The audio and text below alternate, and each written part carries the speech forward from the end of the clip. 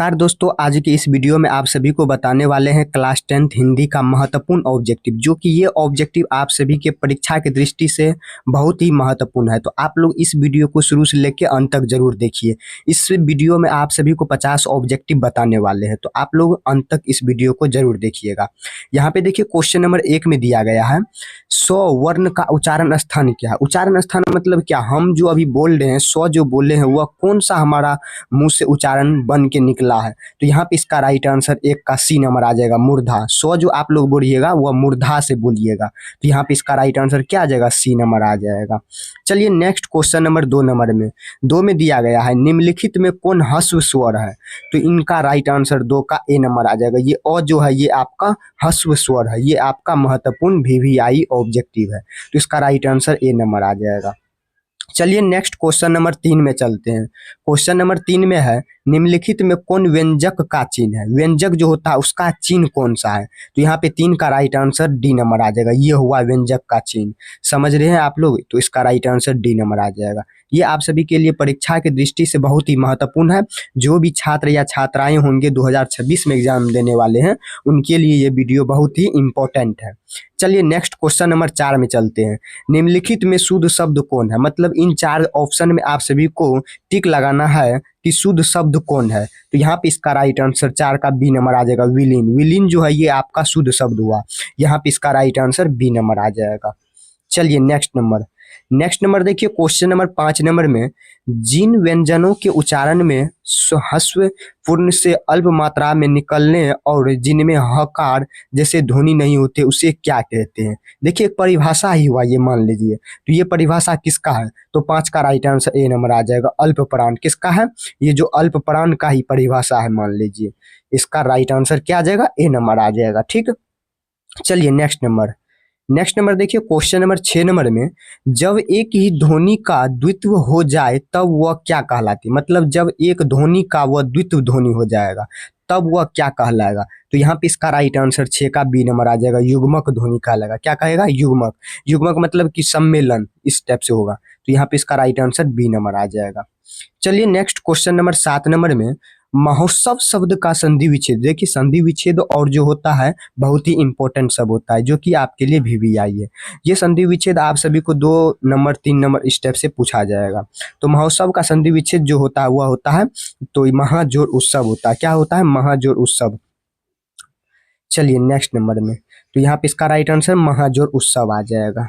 चलिए next 8 number में यशः जोड़दा का संधि विच्छेद क्या हुआ। यहाँ पे इसका उच्चारण पूछ दिया तोड़ने के लिए, और यहाँ पे पूछ दिया इसका शब्द बनाने के लिए, तो यशोदा आ जाएगा। तो 8 का क्या आ जाएगा, यशोदा आ जाएगा। तो यहाँ पे क्या आ जाएगा, यशोदा।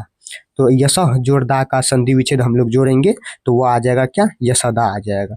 ये आपके लिए बहुत ही इंपॉर्टेंट वीवीआई है। जो स्टूडेंट 2026 में एग्जाम देने वाले हैं उनके लिए बहुत ही इंपॉर्टेंट सब ऑब्जेक्टिव है। ये सब ऑब्जेक्टिव प्रीवियस ईयर्स है, जो कि आपके लिए परीक्षा की दृष्टि के लिए महत्वपूर्ण है। चलिए नेक्स्ट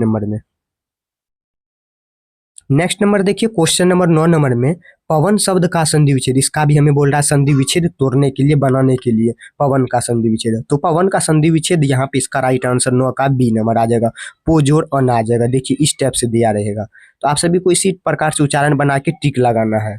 चलिए नेक्स्ट क्वेश्चन नंबर 10 नंबर में जहां वाक्य की गति अंतिम रूप ले ले, मतलब कोई भी वाक्य हो उसका अंतिम रूप जो होता है वह विचार ले ले, तो विचार के तार एकदम टूट जाए वहां किस विराम का चिन्ह का प्रयोग होता है। तो 10 का राइट आंसर सी नंबर आ जाएगा, पूर्ण विराम का होता है ये पूर्ण विराम। ठीक, चलिए नेक्स्ट नंबर देखिए क्वेश्चन नंबर 11 नंबर में कीर्तन शब्द किस लिंग का उदाहरण है। कीर्तन शब्द जो है वह किस लिंग का उदाहरण है। यहाँ पे स्त्रीलिंग है या पुल्लिंग है, इस शब्द को हमको टिक लगाना है। तो यहाँ पे 11 का ए नंबर आ जाएगा, पुल्लिंग। क्या आ जाएगा, पुल्लिंग आ जाएगा, ए नंबर।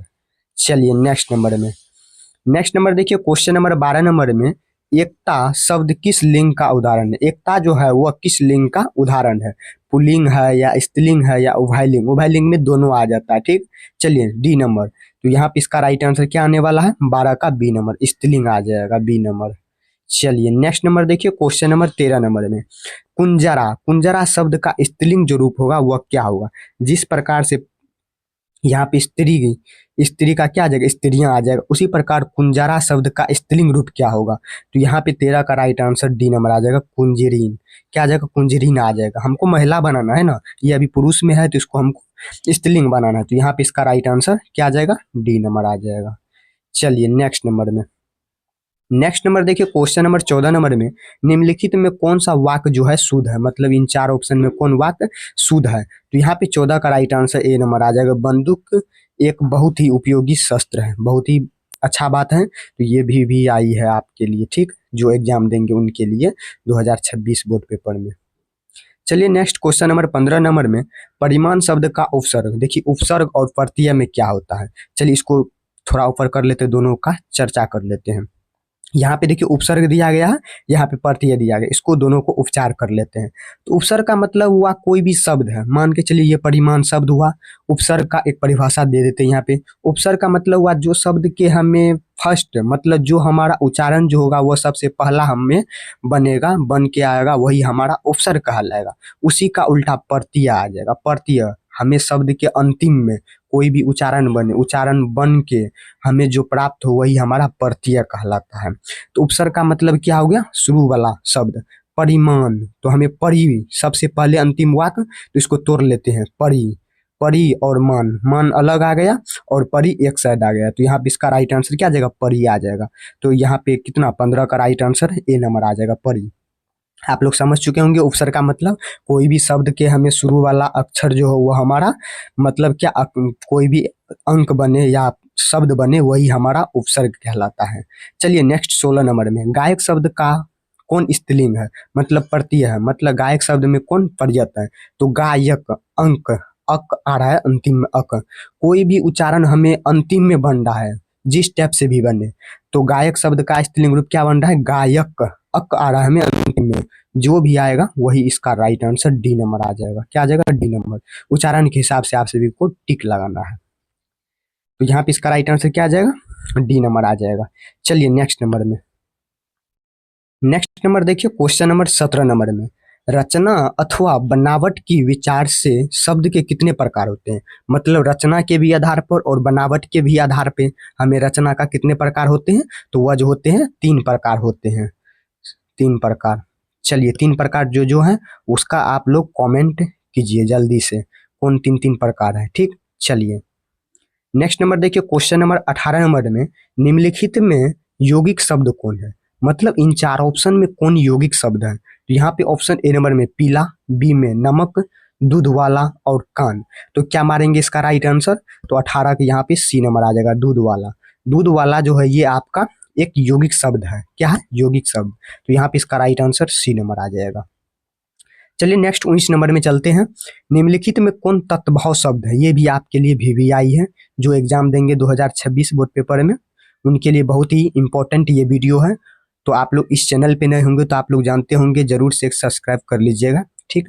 चलिए तो यहाँ पे इसका राइट आंसर 19 नंबर का आ जाएगा आप सभी का, बी नंबर, आग। आग जो है ये आपका तत्भव शब्द है।